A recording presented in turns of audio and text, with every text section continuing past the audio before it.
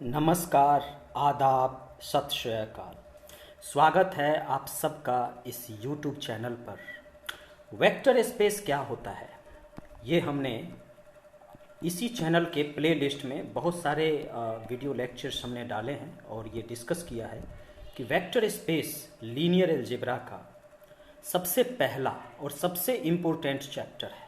ये बात अलग है कि शुरुआत में कई लोग मैट्रिसेस, एचेलॉन फॉर्म और उससे रिलेटेड डिस्कशंस करते हैं, लेकिन वेक्टर स्पेस जो चैप्टर है एक्चुअली यहीं से अगर हम बात करें तो लीनियर अलजेब्रा की शुरुआत होती है इन एक्चुअल।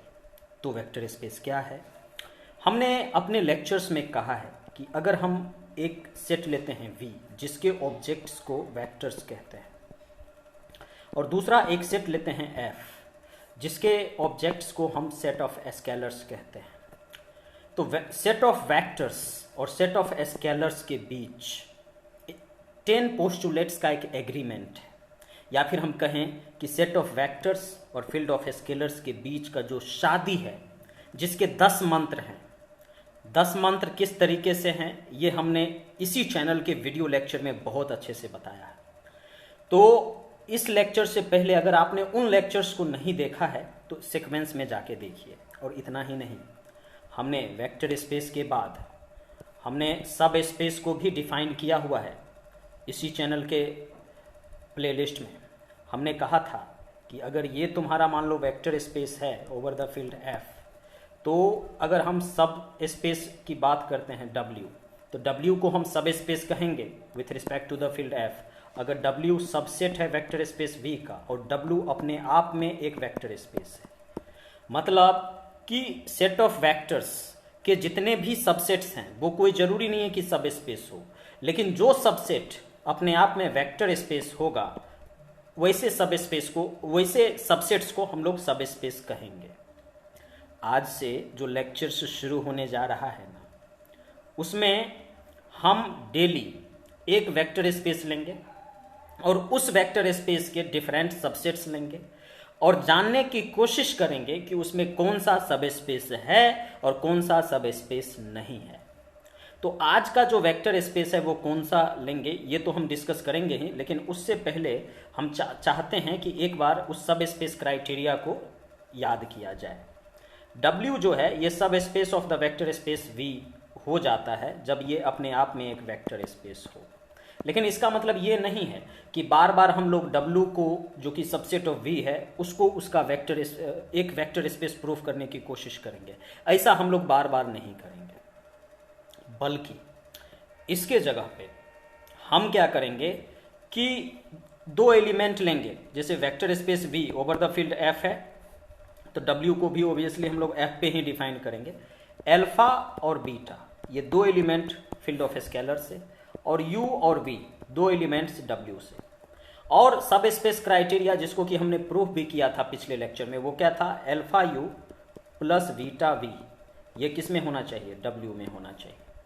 तो जब अल्फा U और बीटा V ये जब W में हो जाएगा तब हम कह देंगे कि ये जो है आपका W यह एक सब स्पेस है। लेकिन कुछ किताबों में ये बीटा है, कुछ किताबों में इसको लिख दिया जाता है alpha U plus V belongs to W, तो भी ये सब स्पेस हो जाता है क्योंकि इन पर्टिकुलर हमने बीटा बराबर 1 ले लिया और स्केलर मल्टीप्लिकेशन यहाँ पे अल्फा तो डिफाइन ही है। तो इसको और रेक्टिफाई करके alpha U plus beta V अगर W के अंदर हो जाएगा तो W को हम लोग क्या कहेंगे कि यह एक सब स्पेस है। अब आज का जो वेक्टर स्पेस है वो वेक्टर स्पेस है R³ over R। R³ over R ये जो है ये आज का हमारा वेक्टर स्पेस है। और ये किस तरह का वेक्टर स्पेस है उसको मैं थोड़ा सा यहाँ पे रिकॉल करा दूँ। आप जैसा कि जानते हैं कि जो R³ है ये R³ क्या है, सारे के सारे ट्रिपलेट्स का कलेक्शन है ABC such that ABC belongs to R। तो इस तरीके के सारे ट्रिपलेट्स का कलेक्शन जो होता है वह आपका R³ प्लेन है। आप इस तरीके से इस प्लेन को देखते हैं, ये मान लीजिए X है, ये Y है, तो ये Z एक्सिस है। अब इसको जब हम स्पैन करते हैं, जनरेट करते हैं, तो उसके लिए हमें 3 वेक्टर्स की ज़रूरत होती है, ये भी आप जानते हैं, 1 0 0 E2 आपका 0 1 0 और E3 आपका 0 0 1। ये जो है अगर हम E1 E2 और E3 इस तीनों को ले लें तो इसकी सहायता से अगर हम स्पैन ऑफ बीटा, जैसे अगर हम बीटा मान लीजिए कि ले लेते हैं E1 E2 और E3, यह एक सेट करली ब्रैकेट के अंदर, तो स्पैन ऑफ बीटा जो है ना ये R³ हो जाएगा। क्यों? क्योंकि R³ के अंदर से कोई भी एक एलिमेंट ले ले, जैसे मान लीजिए 2 4 5 ले लीजिए, तो इस 2 4 5 को हम लोग क्या कर सकते हैं, इस 2 4 5 को हम लोग E1 E2 E3 के लीनियर कॉम्बिनेशन में लिख सकते हैं। इसको लिख सकते हैं 2 × 1 0 0 प्लस 4 × 0 1 0 प्लस 5 × 0 0 1, ये हम आसानी से लिख सकते हैं। ठीक है, तो यहाँ पे हमने क्या देखा कि इसको हम लोग किस तरीके से 2E1 plus 4E2 plus 5E3 के रूप में लिख पा रहे हैं। तो इस तरीके से कोई भी आप ट्रिपलेट ले लीजिए तो उसको हम लोग E1 E2 और E3 की सहायता से बहुत आसानी से लिख सकते हैं। इसीलिए हम कहते हैं कि यह जो वेक्टर है ये आपका 3 डायमेंशनल वेक्टर है। क्यों? क्योंकि इसके बेसिस में कितने 3 एलिमेंट्स हैं। ऑलराइट, इसके बेसिस में 3 एलिमेंट्स हैं, क्योंकि बेसिस क्या होता है, लीनियरली इंडिपेंडेंट सेट। जैसे यहाँ पे जो है आपका E1 E2 E3 ये क्या है, बेसिस हो जाएगा। लीनियरली इंडिपेंडेंट का क्या मतलब है कि अलग अलग स्ट्रेट लाइंस पे होगा। जैसे कि अगर हम बात करें तो यहाँ पे आप देख सकते हैं कि ये जो पॉइंट है ये 1 0 0, अगर इसको एक्स एक्सिस माने, ये वाई एक्सिस है तो ये 0 1 0, और यहाँ पे जेड आपका 0 0 1। अब हम इस तीनों जो ये पॉइंट्स हैं ये अलग अलग स्ट्रेट लाइंस पे, यानी कि लीनियरली इंडिपेंडेंट हैं, और बेसिस के अंदर जो बेसिस है उस बेसिस के अंदर कितने 3 एलिमेंट्स आ गए, E1 E2 और E3। इसीलिए जो dimension of R³ over R होगा वो क्या होगा 3, क्योंकि बेसिस में 3 एलिमेंट। तो आज का जो हमारा वेक्टर स्पेस है वह वेक्टर स्पेस है R³ ओवर R, और इसके डिफरेंट सबसेट्स को लेकर और फिर हम लोग चेक करेंगे कि क्या वह सब स्पेस है या नहीं है तो क्यों है, नहीं है तो क्यों नहीं है। तो आज का जो हमारा वेक्टर स्पेस है वो यही है, कौन सा, तो R³ ओवर R। तो चलिए इसको हम लोग इधर साइड में रख देते हैं, छोटा करके। ऑलराइट, इसको हम लोग साइड में यहाँ पे रख दिए, R³ ओवर R। अब इसी वेक्टर स्पेस पे जो है सारी बातें होंगी। अब इसका एक सब स्पेस हम लोग डिफाइन करते हैं, कैसे सब, ठीक है। यहाँ पे देखिए ये R³ ओवर R का ये पहला सब स्पेस है W1, इसमें हम लोग पहला सबसेट है W1। अब ये सब स्पेस होगा या नहीं ये देखने की बात होगी। तो इसमें XYZ उन्हीं XYZ को लिया गया है जो कि x plus y plus z बराबर 0, x plus y plus z बराबर 1, सॉरी यहाँ पे ये 1 है, x plus y plus z बराबर, ठीक है, x plus y plus z बराबर 1, ये कंडीशन है। और यह सबसेट है R³ का। अब ये पूछा जा रहा है क्या यह सब स्पेस है, सिंपली दिख रहा है नहीं है। क्यों? क्योंकि मान लीजिए कि U आप ले लेते हैं W1 में 1 0 0, तो 1 0 0 इस तीनों का सम देखिए, जैसे x y z इस तरीके से लेना है कि x plus y plus z बराबर 1 होना चाहिए। तो 1 0 0 ये W1 में आ जाएगा। क्यों आ जाएगा? क्योंकि 1 प्लस 0 प्लस 0 ये W1 में है। अब हम V ले लेते हैं, मान लीजिए 0 1 0, तो ये W1 में आएगा कि नहीं आएगा? डेफिनेटली आएगा। क्यों आ जाएगा? क्योंकि W1 में वही ट्रिपलेट्स है जिसमें तीनों कोऑर्डिनेट का सम 1 है, जैसे x plus y plus z बराबर 1। तो उसी तरीके से 0 प्लस 1 बराबर 1 है, तो W1 में आ जाएगा। अब U आ गया W1 में, V आ गया W1 में, लेकिन जब हम U प्लस V करेंगे, U प्लस V, तो U प्लस V क्या हो जाएगा? आप देख लो, U प्लस V में क्या करेंगे, 1 प्लस 0 कोरस्पॉन्डिंग एलिमेंट्स को ऐड ही तो करते हैं, 0 प्लस 1 एंड 0 प्लस 0, तो ये फाइनली क्या आ गया 1 1 0। और ये जो है ये हमारा W में लाई नहीं करेगा। क्यों नहीं करेगा लाई? क्योंकि W1 में ये लाई नहीं करेगा, क्योंकि इसमें उसी तरह का एलिमेंट लाई करता है जिसके लिए अगर x y z लें तो तीनों का सम 1 होना चाहिए। लेकिन यहाँ पे आप देख सकते हैं कि ये जो है ये W1 में लाई नहीं कर रहा है। क्यों? क्योंकि यहाँ पे x का वैल्यू 1 है, y का वैल्यू 1 है, z का वैल्यू 0 है। तो 1 + 1 + 0 ये 2 है, ये 1 के बराबर नहीं है, इसीलिए ये एलिमेंट W1 के अंदर लाई नहीं करेगा। और यही कारण है कि यह जो है सब स्पेस नहीं होगा। क्या इसका कोई दूसरा कारण भी बता सकते हैं आप? डेफिनेटली बता सकते हैं। देखिए, सबसे पहला चीज़ कि W1 के अंदर 0 भी होना चाहिए था। 0,0,0 जो है ये W1 के अंदर होना चाहिए था। मतलब कि एक साथ x, y और z तीनों 0 होना चाहिए था। लेकिन जब एक साथ x, y और z तीनों 0 होगा तो ये फिर 1 के बराबर कहाँ से होगा? फिर ये 1 के बराबर नहीं होगा। इसीलिए 0 एलिमेंट भी W1 के अंदर नहीं था, इसलिए भी यह सब स्पेस नहीं है। चलिए दूसरा सबसेट लेते हैं। अब देखिए, जो दूसरा क्वेश्चन है उसमें W2 क्या है? ABC such that A, B, C belongs to rationals. ABC क्या है? सेट ऑफ रेशनल्स का एलिमेंट। और तब आपसे पूछा जा रहा है, मतलब कि अगर हम बात करें तो ये जो है W2 ये आपका क्यूब है। मतलब कि सारे रेशनल्स, जैसे यहाँ पे R³ है तो उसमें सारे रियल ट्रिपलेट्स आ जाएंगे, इसमें Q³ है। क्या यह सब स्पेस है? ये पूछा जा रहा है। तो एक्चुअल में ये सब स्पेस नहीं होगा। क्यों नहीं होगा? उसका रीज़न क्या है? उसका रीज़न ये है कि मान लीजिए Q³ का एलिमेंट एक ले लेते हैं 1 2 3, क्योंकि यहाँ पे 1 2 3 तीनों का तीनों रेशनल है, और R तो सेट ऑफ रियल है तो √2 ले लेते हैं R के अंदर से, और इसको √2 से मल्टीप्लाई करते हैं तो ये क्या मिल जाएगा हमें? ये मिल जाएगा हमें √2, 2√2, 3√2। और हम यहाँ पे क्या देख रहे हैं? √2, 2√2, 3√2। ये जो है Q³ के अंदर नहीं आया। क्यों नहीं आया Q³ के अंदर? क्योंकि √2 भी एक रियल है, रेशनल नहीं है। ये भी रियल है, रेशनल नहीं है। ये भी रियल है, रेशनल नहीं है। जबकि Q³ के अंदर क्या होने चाहिए? सारे के सारे ये जो ट्रिपलेट्स का तीनों कोऑर्डिनेट रेशनल होना चाहिए। इसका मतलब ये Q³ के अंदर नहीं आया। इसका मतलब जो एक्सटर्नल स्केलर मल्टीप्लिकेशन है वो सेटिस्फाई नहीं हुआ, और इसीलिए Q³/R जो है, Q³/R is not the sub space of R³/R। सब स्पेस की बात मैं कर रहा हूँ, यहाँ पे सबसेट का ये सीन नहीं है। यहाँ पे हम लिख रहे हैं नॉट अ सब स्पेस,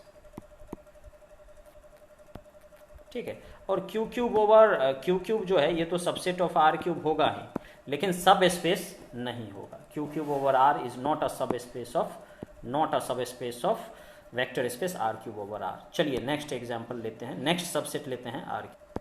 अब नेक्स्ट जो सबसेट है R³ का, उसमें किस तरह के ट्रिपलेट लिए हैं? x, y, z such that x × y = 0। अब यहाँ पे x, y, z हमने इस तरीके से लिया है कि दोनों का प्रोडक्ट जो है वो 0 होना चाहिए। तो जैसे अगर मान लीजिए 1 0 0, ये हम अगर W में ले लेते हैं पहला एलिमेंट, और दूसरा 0 1 0 ये भी हम W में ले लेते हैं, तो ये W में होगा। क्यों? क्योंकि देखो W में वही एलिमेंट है जिसमें कि x × y = 0 हो जाए। तो इसमें x = 1 है, y = 0 है, दोनों का प्रोडक्ट 0 यानी कि W में हो गया। यहाँ पे x = 0 है, y = 1 है, दोनों का प्रोडक्ट 0 यानी कि वो क्या हो जाएगा? W में हो जाएगा, ठीक है। लेकिन जब हम दोनों का सम करेंगे, मान लो कि इसका नाम u है और इसका नाम v है, तो जब हम u + v करेंगे तो हमें क्या मिलेगा? u + v = 1 1 0, क्योंकि क्या करते हैं u + v में 1 + 0 1, 0 + 1 1 and 0 + 0 0। अब यहाँ पे देखो, यहाँ पे जो x है ये हमारा 1 है, जो y है ये भी हमारा 1 है। तो यहाँ पे x × y बराबर क्या है? 1 × 1 = 1। ये 0 के बराबर नहीं है, और ये 0 के बराबर नहीं है। इसका मतलब हमने क्या देखा कि u + v जो है ये W के अंदर नहीं है। इसका मतलब क्या हुआ कि हमने, जैसे W हमारा क्या था? x y z, x y = 0, तो u और v हमने W के अंदर लिया, लेकिन यहाँ पे जो u + v है ये W के अंदर लाई नहीं कर रहा है, इसीलिए हम क्या कहेंगे? W इज नॉट अ सब स्पेस ऑफ R³। इसलिए W जो है ये R³ का सब स्पेस नहीं होगा। चलिए नेक्स्ट क्वेश्चन लेते हैं। देखिए, ये जो W है, जो सबसेट है R³ का, उसमें किस तरह का एलिमेंट लिया गया है? उसमें इस तरह का एलिमेंट है x y z such that y बराबर एक्स स्क्वायर, जो कि इस कंडीशन को सेटिस्फाई करे। यहाँ पे जो एक्स है और वाई है वो इस कंडीशन को सेटिस्फाई करे। तो जैसे अगर हम बात करेंगे तो जैसे 2 4 0 ये डेफिनेटली W के अंदर आ जाएगा। क्यों? क्योंकि y है 4 और x है 2, तो y बराबर एक्स स्क्वायर इसको सेटिस्फाई कर रहा है। इसके बाद अगर मान लीजिए कि हम बात करें तो ये हो जाएगा क्या 390, ये भी W के अंदर लाई कर जाएगा। ये मान लीजिए आपका U है और ये मान लीजिए आपका क्या है V है, तो U भी W के अंदर लाई कर जाएगा। क्यों? क्योंकि y बराबर एक्स स्क्वायर है। V भी W के अंदर लाई कर जाएगा क्योंकि y बराबर क्या है यहाँ पे एक्स स्क्वायर है। अब हम लोग क्या करेंगे U प्लस V करेंगे। अब हम लोग क्या करेंगे तो U प्लस V, तो U प्लस V करेंगे तो यहाँ से क्या मिल जाएगा 2 3 5 और उसके बाद 4 and 9 क्या हो जाएगा 13 बराबर कितना 0। तो यहाँ पे हमारा जो y है ये y क्या है, यहाँ पे जो हमारा y है ये 13 है और x जो है ये 5 है। अब यहाँ पे अगर यह W में होता तो y बराबर एक्स स्क्वायर होना चाहिए, मतलब 13 बराबर 5 का स्क्वायर होना चाहिए, जो कि संभव नहीं है। इसका मतलब u प्लस वी भी W के अंदर संभव नहीं है और इसीलिए हम क्या कहेंगे यहाँ पे, हम यहाँ पे ये कहेंगे कि हमारा ये जो W है ये सब स्पेस नहीं है, इज नॉट अ सब स्पेस ऑफ R3। ऑलराइट, ये R3 का सब स्पेस नहीं होगा। चलिए नेक्स्ट एग्जाम्पल। अब जो सबसेट हम लोग ले रहे हैं R3 का वो इस तरीके से है x y z such date x जो है ये ग्रेटर देन और इक्वल टू 0 है। तो जैसे मान लीजिए कि 2 0 0 ये डेफिनेटली W के अंदर होगा क्योंकि वाई जेड से तो हमें कोई मतलब नहीं है, x greater than equal to 0 होना चाहिए, तो 2 यहाँ पे क्या है ग्रेटर देन 0 है। अब आगे बढ़ते हैं। अब हम लोग क्या करते हैं कि R के अंदर से हम अल्फा तो कुछ भी चूज कर सकते हैं, तो -1 चूज कर लेते हैं, तो और इसको मान लेते हैं कि ये U है, ये U है।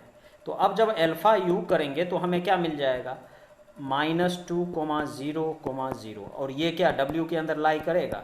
बिल्कुल नहीं करेगा। क्यों? क्योंकि W के अंदर का कंडीशन क्या है कि यहाँ पे अगर ये x है तो x ग्रेटर देन और इक्वल टू 0 होना चाहिए, और यहाँ पे हम क्या देख रहे हैं कि ये -2 है जो कि लेस देन 0 है, इसलिए ये W के अंदर लाई नहीं करेगा, इसलिए W सब स्पेस नहीं होगा, नॉट अ सब स्पेस। ठीक है, चलिए आगे बढ़। अब देखिए यहाँ पे जो क्वेश्चन है वो क्या है कि आपको यहाँ पे W जो है वो एक्स वाई जेड इस तरीके से लिया गया है कि x square plus y square plus z square less than और इक्वल टू 0, मतलब ये x square plus y square plus z square less than और इक्वल टू 0 है, राइट। तो यहाँ पे अगर हम बात करें कि इसके अंदर कितने एलिमेंट्स होंगे, इसके अंदर कितने एलिमेंट्स हैं W के अंदर, तो आपको दिखेगा कि सिर्फ इसके अंदर एक 0 एलिमेंट है जो कि ट्रिपलेट के फॉर्म में है। क्योंकि देखिए अगर आप x is equal to 0, y is equal to 0 और z इज इक्वल टू 0 लेंगे तो ये इक्वलिटी होल्ड करेगा, जिसपे मैं डार्क कर रहा हूँ। लेकिन x, y और z आप कुछ भी ले लीजिए और उसका स्क्वायर कीजिएगा तो लेस देन 0 आएगा ही नहीं। तो यहाँ पे ये जो W इस कंडीशन के साथ लिखा गया है, ये W इक्वल्स टू क्या है, सिर्फ एक 0 एलिमेंट को रख रहा है। और हम जानते हैं कि जो 0 एलिमेंट होता है, जैसे जो 0 एलिमेंट है ओवर F, ये एक इम्प्रॉपर वेक्टर स्पेस है।